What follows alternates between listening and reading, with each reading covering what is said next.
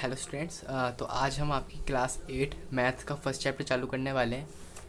Chapter का नाम सबसे पहले है रेशनल नंबर्स। अब सबसे पहले हम जब चैप्टर कर रहे हैं तो हमें चैप्टर का नेम का मतलब पता होना चाहिए। तो इसके लिए कुछ इंट्रोडक्शन है, उससे आपको समझ में आएगा कि रेशनल नंबर होता क्या है।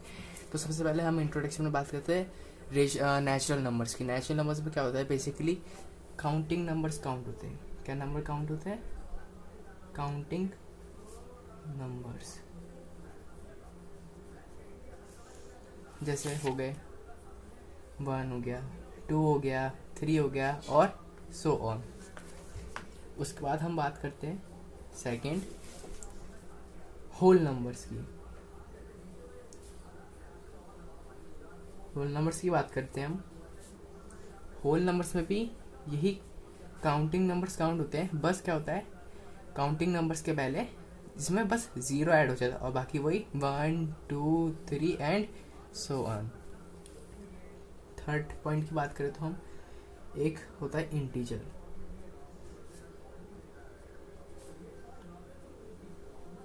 इंटीजर्स में क्या होता है, नंबर लाइन चलती है इसमें। यहाँ पे बीच में होता है 0, यहाँ पे चलती है माइनस की डिजिट लेफ्ट साइड में, और राइट साइड में चलती है पॉजिटिव नंबर्स जैसे 1 2 ऐसे। ठीक है, अब बात करते हैं रेशनल नंबर्स की, जो हमारे चैप्टर का नाम है और जिसे हमें अभी समझना है। तो यदि हम बात करें रेशनल नंबर्स की, तो रेशनल नंबर बनता है इन तीनों के मिक्सचर से। मतलब नेचुरल नंबर्स हो गया, होल नंबर्स हो गया, इंटीजर्स हो गया, इन तीनों के कॉम्बिनेशन को बोलते हैं हम रेशनल नंबर। तो आप समझ गए होंगे रेशनल नंबर होता क्या है। अब रेशनल नंबर को हम कैसे किस फॉर्म में लिख सकते हैं, P/Q में लिख सकते हैं। लेकिन ध्यान रखना Q की वैल्यू 0 नहीं होनी चाहिए, फिर ये नॉट इक्वल माना जाएगा। वैसे मैं आपसे माफ़ी मांगना चाहूँगा वीडियो क्वालिटी के लिए। अभी मतलब ऐसा कुछ हो रहा है एनवायरनमेंट ऐसे, इसलिए वीडियो क्वालिटी ढंग से नहीं आ रही है। हम उनको P/Q के फॉर्म में लिखते हैं, लेकिन क्या हो, Q की वैल्यू 0 नहीं होनी चाहिए, उस वरना उसे नॉट इक्वल माना जाएगा। ऐसे अगर हम लिख दे 1/0, नहीं होगा, ये रेशनल नंबर नहीं होगा। अगर ऐसे लिखे 1/2, तो ये रेशनल नंबर माना जाएगा। ठीक है, तो ये इंट्रोडक्शन हो गया। अब हम बात करते हैं आपके पिछले वाले 8th क्लास की। उसमें देखिएगा अब उसमें कैसा सिलेबस था और आपका जो अभी न्यू सिलेबस है वो कैसा है। पिछले वाली जो 8th क्लास थी ना, उसमें ये 1.1 में प्रॉपर्टी लगा के फाइंड करो, एडिटिव इनवर्स चेंज करो, वैल्यू रख के वेरीफाई करो। लेकिन अब न्यू सिलेबस में ऐसा कुछ नहीं है। बस 1.1 में 5 क्वेश्चन है, 7 क्वेश्चन है, 11 क्वेश्चन है। 11 का भी पूरा नहीं, 5th बाकायदा आपको 11 पूरा कराया जाएगा। 11 का भी बस 5th पॉइंट है। बस इन तीन क्वेश्चन को देख के 1.1 खत्म। और 1.2 में भी इतना कुछ नहीं है, फिर भी आपको समझाया जाएगा।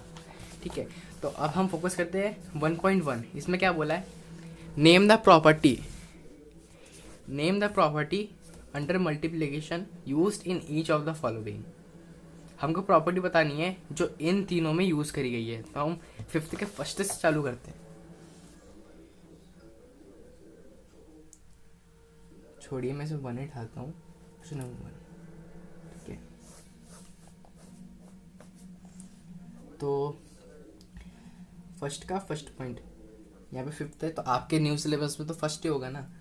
फर्स्ट का फर्स्ट पॉइंट है -4/5 into 1 equals to 1 into -4/5 into -4/5। जैसा कि हम यहाँ पे देख सकते हैं, -4/5 को मल्टीप्लाई किया जा रहा है 1 से, इक्वल्स टू में वही आ रहा है 1 को मल्टीप्लाई कर जा रहा है -4/5 से। तो चाहे हम 4/5 को पहले लिखे और 1 को बाद में लिखे, चाहे हम 1 को पहले लिखे और 4/5 को बाद में लिखे, तो आंसर तो वही आ रहा है ना। तो इसका मतलब ये है 1 को लगाने से कोई फर्क नहीं पड़ रहा है। तो इस प्रॉपर्टी का नाम है 1 is the multiplicative identity.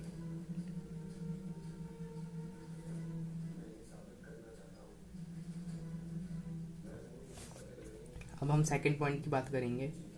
Second point है -13/17 इंटू -2/7 इक्वल्स टू -2/7 इंटू -13/17। इसको हम लिख लेते हैं पहले।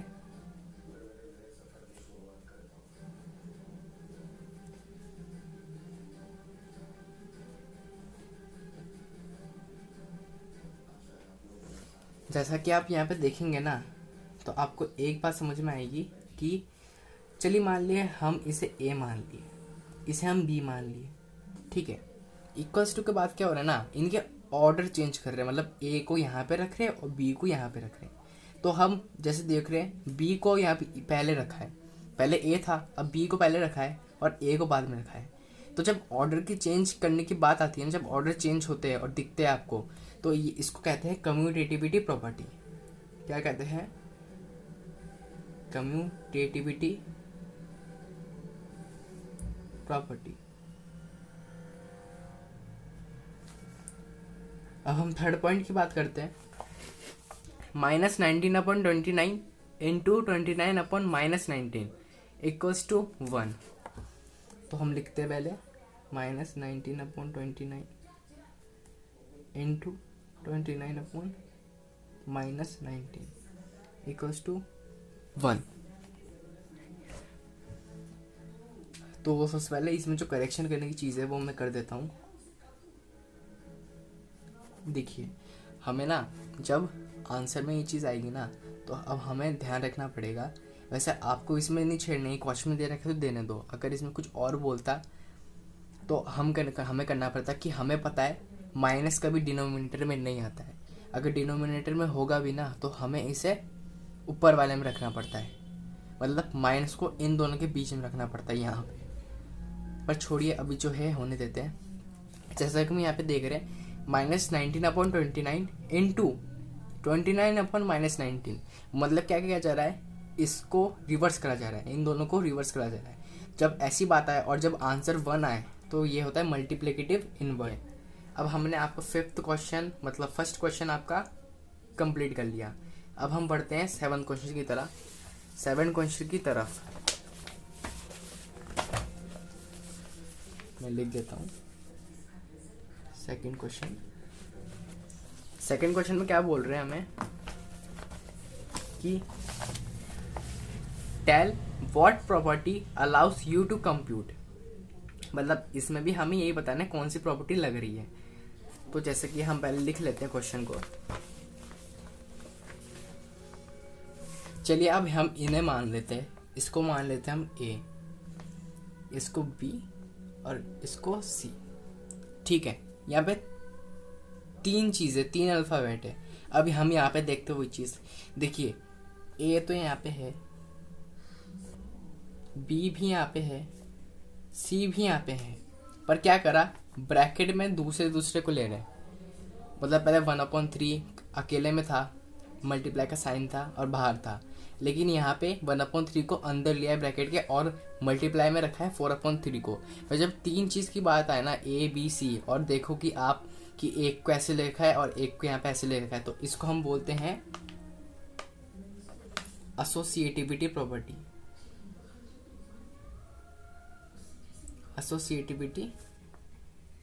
प्रॉपर्टी,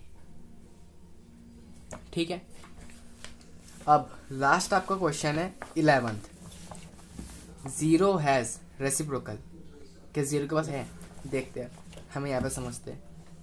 अगर हम मान लीजिए 1/0 करें, अब मल्टीप्लाई करने पर हमें पता है कि 0 का अगर किसी से भी मल्टीप्लाई करो तो क्या आएगा, 0।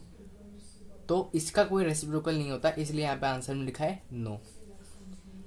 अब बोला है यहाँ पे, आप आंसर में मत देखिए पहले, the numbers dash and dash are there on reciprocal. ऐसे हम यहाँ पे लिख लिए 1/-1, रेसिप्रोकल कर लेंगे तो यही होएगा -1/1। तो इसमें कह रहा है कि ऐसे नंबर बताओ जो खुद के ही रेसिप्रोकल हो। तो हम देख रहे हैं 1 और -1 होते, तो हम देख लिए इसका आंसर होगा 1 और -1। उसके बाद देखता है रेसिप्रोकल ऑफ -5। रेसिप्रोकल का मतलब क्या होता है, जैसे यहाँ पे लिखा हुआ है a/b, इसको हमको चेंज करना है b/a की फॉर्म में। तो हम इसे देखते हैं, -5 दे रखा है, डिनोमिनेटर में कुछ नहीं है तो मान लेंगे 1 इक्वल्स टू में 1/5। अब यहाँ पे ध्यान रखना है माइनस ऊपर था तो यहाँ पर भी ऊपर ही रहेगा, चाहे कुछ भी हो, डिनोमिनेटर में माइनस नहीं आएगा, न्यूमिनेटर में ही आएगा। तो हम यहाँ पे लिखते हैं -1/5। इसका आंसर भी यही है, -1/5। Reciprocal of 1/x where x not equal to 0, तो उसका आंसर होगा x ही होगा। ठीक है, अब ये जो आपके सिलेबस में 5th part, the product of 2 rational number is always a rational number. जैसे हम प्रोडक्ट करते हैं 1/2 ले लिया इंटू 1/2 ले लिया, क्या आएगा 1/4। ये भी तो रेशनल नंबर ही है, क्यू की वैल्यू मतलब डिनोमिनेटर में 0 थोड़ी ना है, तो रेशनल नंबर ही कहलाएगा, तो इसलिए हम यहाँ पे रेशनल नंबर लिखेंगे। इसे बोला है the reciprocal of A positive rational number is positive. हाँ बिल्कुल, जैसे हम लिख लेंगे यहाँ पे 2/2, रेसिप्रोकल करेंगे तो 2/2 ही तो आएगा, इसलिए पॉजिटिव। ठीक है, हमने यहाँ पे आपके 1.1 एक्सरसाइज को क्लियर कर लिया है। अगर आपको कोई भी डाउट होता है तो आप हमें कमेंट सेक्शन में बता सकते हैं। ठीक है, तो हम मिलते हैं दूसरे वीडियो में, तब तक के लिए गुड बाय।